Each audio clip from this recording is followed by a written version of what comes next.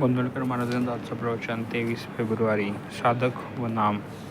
प्रत्येक शब्दात रामच आहे असे ज्यांना वाटते त्यांची तयारी काही निराळीच असते.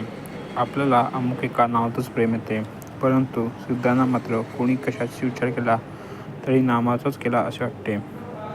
कोणत्या वाचेने नाम घ्यावे याचा विचार करू नये. जसे होईल तसे नामस्मरण करा, पण नामाची कास सोडू नका.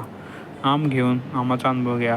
विषय याचा घाला जेव्हा पडतो तेव्हा नामाची आठवण ठेवा. प्रल्हादाने नामाशिवाय दुसरे काय केले? प्रल्हादाने नामावर जसे प्रेम ठेवले तसे आपण ठेवावे. आजवरच्या सर्व भक्तांनी हेच केले. एक नामस्मरण करा, हाच खरा मार्ग. स्मरणात राहा म्हणजे विषय आपोआप मरतील. साधकाने लोण्यासारखे मऊ असावे. कोणाला कुठेही खपू नये. आपण हवेसे वाटावे. आपण निस्वार्थी झालो तरच हे साधेल. कोणी आपल्या पायावर जाताना मी या नामस्काराला योग्य नाही असे साधकाने मनामध्ये समजावे. म्हणजे कोणी नामस्कार केल्याचा अभिमान वाटणार नाही आणि न करणाऱ्याचा राग येणार नाही. सत्कारानंतर आपली स्तुती ऐकायला साधकाने तिथे उपसुद्धा राहू नये.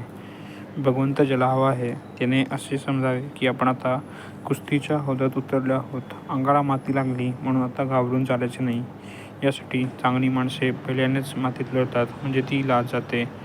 भगवंताच्या प्राप्तीचे 2 मार्ग आहेत. एक मार्ग म्हणजे आजपर्यंत सर्व त्याच्या इच्छेने घडून आले. माझे जे सर्व आहे ते त्याचेच आहे, त्याचे तो पाहून घेईल. तो जे करेल ते सर्वांच्या हिताचेच करेल. उद्याचा दिवस त्याच्या इच्छेनेच यायचा आहे असे मनाशी ठरवून आपण त्याच्या स्मरणात निश्चिंत राहणे हा होय. दुसरा मार्ग म्हणजे मी जगात कोणाचा नाही, मी रामाचा आहे असे म्हणून कुठेही प्रेम न ठेवता त्याच्या स्मरणात राहणे हा होय. हा मार्ग जरा कठीण आहे. यामध्ये मनाने इतर ठिकाणचे प्रेम तोडून टाकायचे असते, कारण प्रेम एकच वस्तूवर राहू शकते. मन जर आपले ऐकत नसेल तर न ऐकू द्या. आपण चांगले वाईट शोधावे आणि त्याप्रमाणे करू लागावे. मन आपोआप तेथे येईल. म्हणूनच आपले मन मारा असे न सांगता आपले मन भगवंताकडे लावा असे संत आपल्याला सांगतात. हेच माझे सर्वस्व आहे असे नामात प्रेम असावे.